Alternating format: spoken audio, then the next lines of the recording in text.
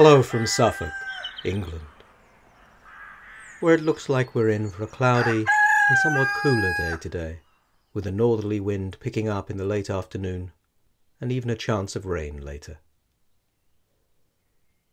Ye are our epistle written in our hearts, known and read of all men, forasmuch as ye are manifestly declared to be the epistle of Christ, ministered by us, written not with ink, but with the Spirit of the living God, not in tables of stone, but in fleshy tables of the heart.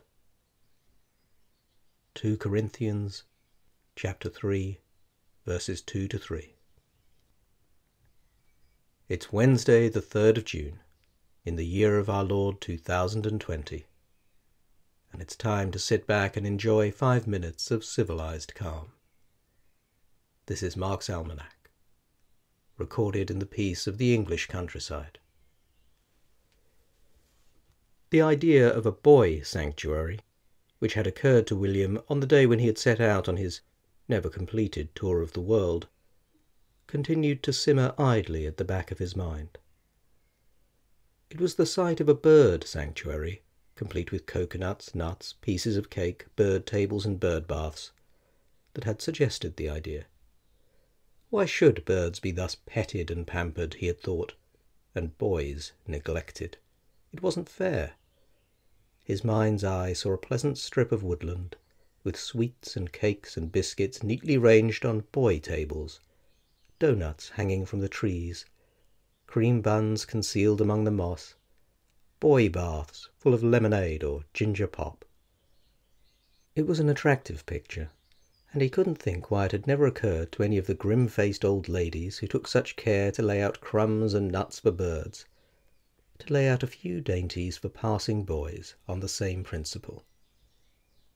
He even suggested it to 1 or 2 of them, but the suggestion was so coldly received that he did not repeat it.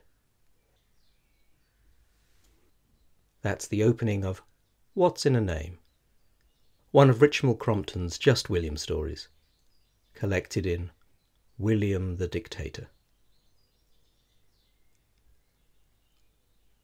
On this day in 1989, the Tiananmen Square massacre of pro-democracy supporters in Beijing by the communist regime began, as the army opened fire. Protesters were shot, bayoneted, and in many cases deliberately crushed to death under the treads of tanks. Somewhere between 800 and 4,000 people were murdered. Also on this day, in 1162, Thomas à Becket was consecrated as Archbishop of Canterbury. 8 years later, his murder, at the implied order of the king, made him a saint, whose veneration would last for centuries.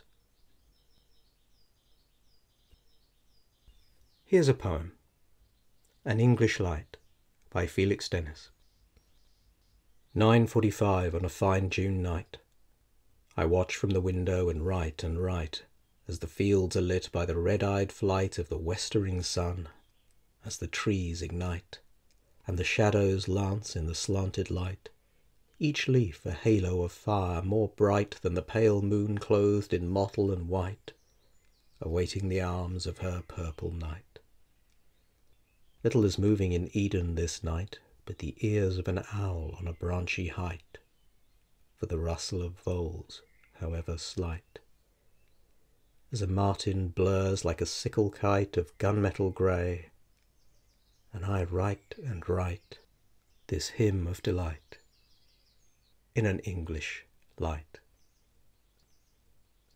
That's almost all for today.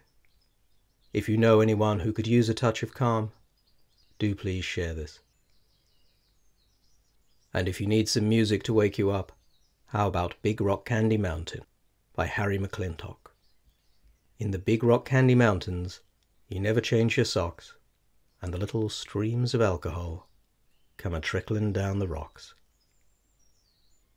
Until tomorrow, stay civilised, keep calm, and please keep washing your hands. Have a lovely day.